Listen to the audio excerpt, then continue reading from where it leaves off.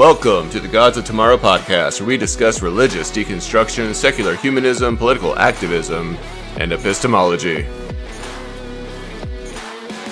Together, we explore how to solve human problems with human solutions. We deconstruct, we activate, and then most importantly, we live our fucking lives.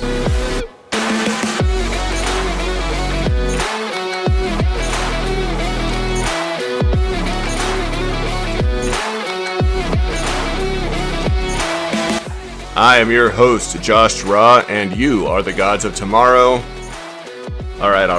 Let's do this shit.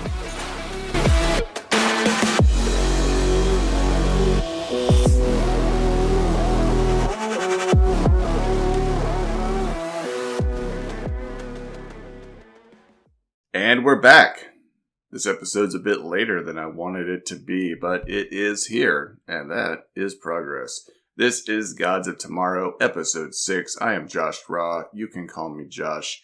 And I don't know how we are going to stumble through this exploration of the expansion of Christianity before the early church. There is so much information that is just floating around, trying to answer questions as to who, what, when, where, why the fuck things happened the way that they did in times of antiquity. And how we got to a place now where there are more churches than we have schools. I don't even know what comparison I want to make. More churches than we have STDs. Listen, point is that today it's hard to imagine a world where Christianity doesn't exist. But in the beginning of the religion, it was considered such a minority belief system or religion of little importance that it wasn't regulated. There's a lot of individuals like Rodney Stark who have argued that Christianity was actually a fringe sect in the Roman Empire, which Constantine then reacted to when it started to gain traction. This moment probably would have been marked by 313 CE, when Constantine and Licinius agreed to change policies towards Christians, giving them legal status and reprieve from persecution that had been taking place. But at this time, even, Christianity wasn't a state church of the Roman Empire. That didn't occur for almost 70 more years, which occurred around 380 CE. But I want to talk in this podcast about Christianity expanding before it became the state church of the Roman Empire. The date of Jesus' crucifixion is usually estimated to be somewhere around 33 CE. And the rapid growth that took place over the next 5 centuries or so is what many scholars have been questioning. There's been historical research, analysis of early Christian texts, and theological reflection, and just kind of looking at all these different methods to try to shed light on why the church grew in the way that it did.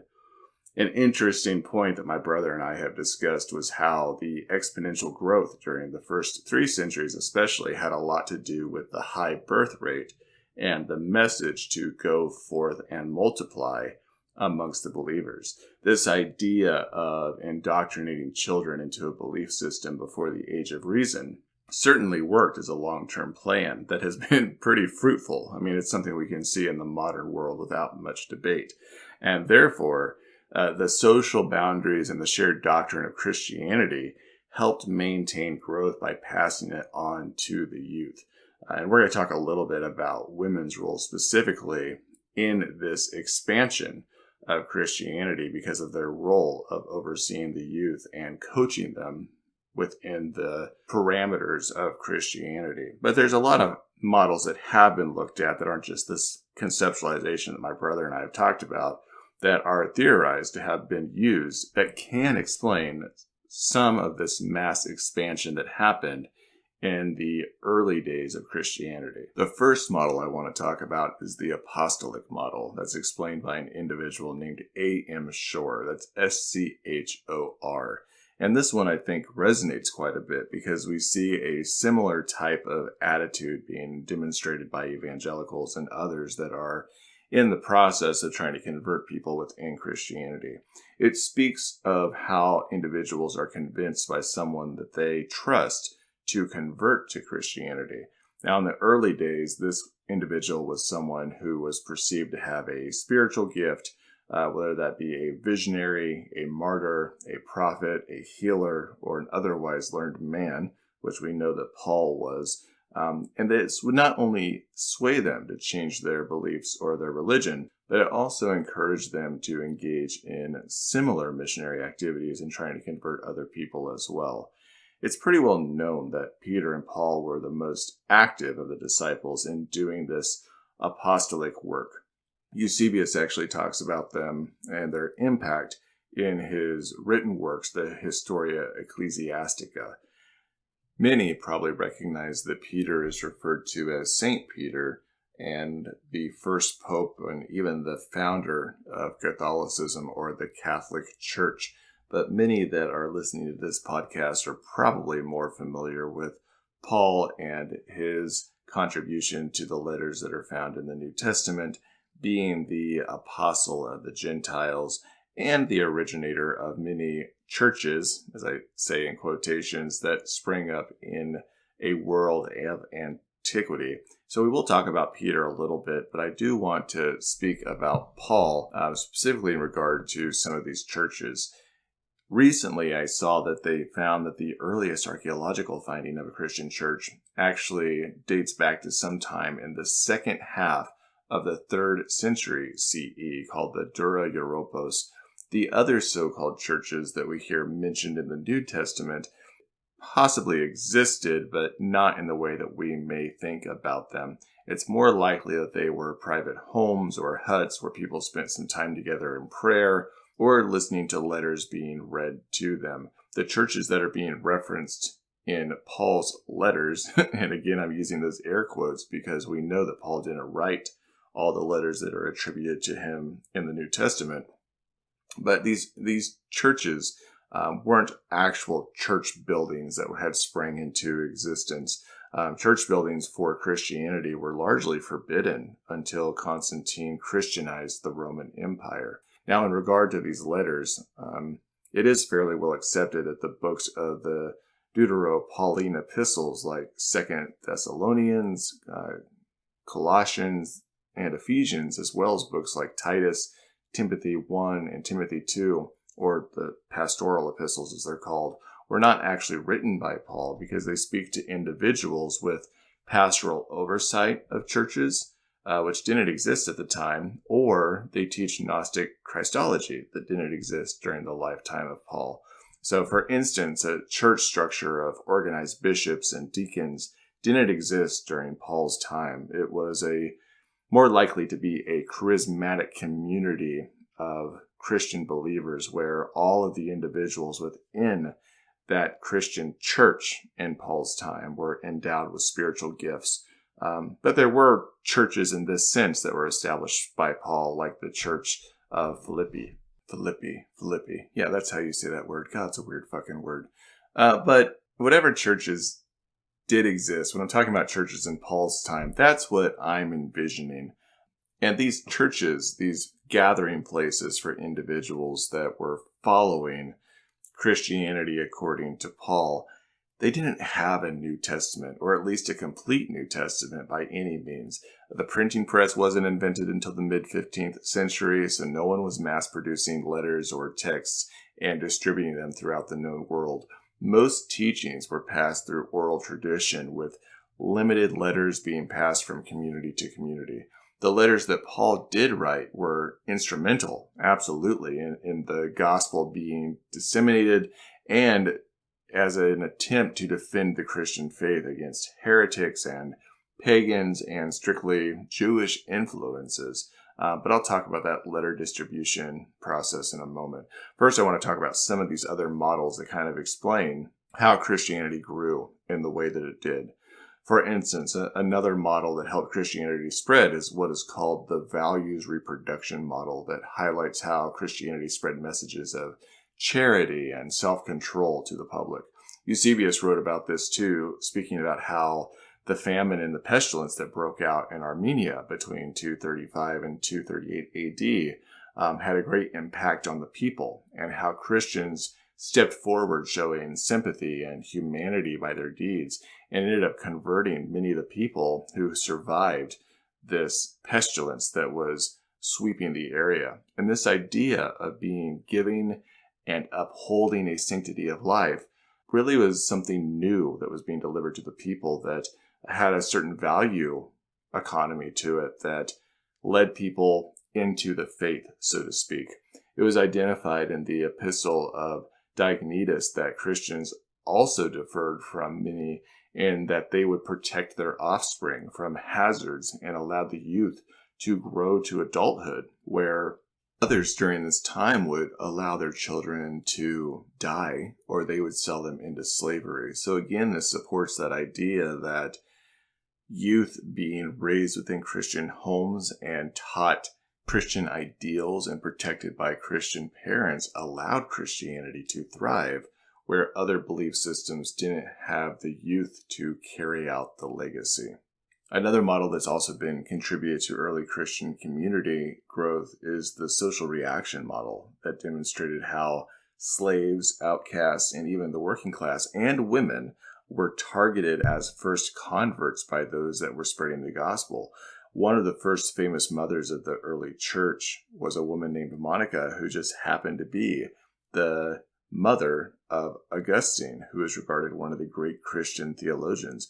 Even Constantine's mother was a Christian convert as well. So that says something to that influence. But the belief was if women would be converted, then they would raise their children as Christians. And the social reaction theory really had a lot to do with the growth even post-Constantine.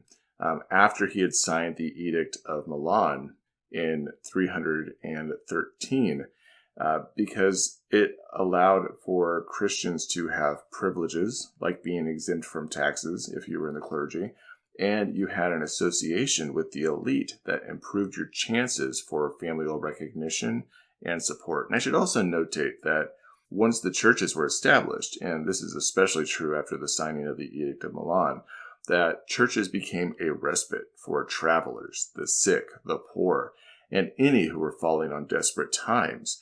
The institutionalized church offered resources to the community that reflected the values of the church, like offering hospitality to strangers or feeding the hungry. And all this supports that idea of how this social reaction model helped the church really grow and spring forward in those early days when folks were struggling so much in their communities. Yeah, so as you can imagine, there are lots of moving pieces that give us a formula, a recipe to really make the beefcake here. But I want to take a step back to the original point, that Christianity spread through these early stages at a fairly rapid rate. And we really saw this after the destruction of the Jewish temple in 70 CE. We had Christian communities in Corinth, Rome, Carthage, Ephesus, and Alexandria. And we know that writings regarding Jesus were written during this time. In fact, some theologians have speculated that there was a text called the Passion Narrative, not the Gospels, but a separate narrative that was written sometime between 33 CE and 60 CE that predates Mark, that was being circulated. And then there's the Gospel Q that may have been written as early as 40 CE. And then we have 1 Thessalonians, Philippians, Galatians, 1 Corinthians, 2 Corinthians, and Romans that were all written by Paul prior to 60 CE. And if you want to get a list of more letters and their circulation times, you can go check out earlychristianwritings.com. That gives you a pretty rough estimate, as well as access and some insight to each one of these letters. But with these letters, there was a strong message that Gentiles did not have to convert to the Jewish religion. And it also began to incorporate other cultures' way of thinking. So it really served as a great assimilation to pull people into the Christian faith. And this piece about not converting to the Jewish religion was massive during this time. This allowed a lot of open doors for individuals to come in, because not only did we see individuals that felt as though they had to convert to Jewish ideology to be part of this religion, this particular teachings of Paul that he was spreading said that that was unnecessary, and he even wrote against it. And we're going to talk about that a little bit more as we get back into talking about Peter in a moment. First, I want to talk about how these writings were disseminated during this time period, and the methodologies that were used during the 1st, 2nd century are not a whole lot different than what we've seen in the 1st century BCE.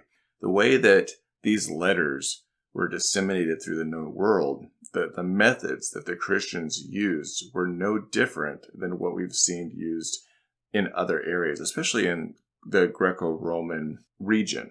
Methods of copying and distributing and publishing was very, very similar. Now, there's several pieces of evidence that suggest that early and fairly wide distribution of Christian writings did occur for the first few centuries of the Christian era. For instance, by 250 CE, we had writings in Arabia, Persia, India, Egypt, and even Britain. How did this happen? Well, one hint may be found in the letter to the Philippian church written by Polycarp, who was a bishop, we'll call him a goddamn bishop, who was born in 69 CE and ended his ministries up until the middle of the 2nd century. Maybe there is some organization of the church by the middle of the 2nd century and bishops existed, but they definitely didn't exist during the time of Paul. But he had written this letter, and at the end of it, he answers a request that he had received from the Philippians. And let me read this to you. It says, "Both you and Ignatius have written me that if anyone is traveling to Syria, he should take your letter along also.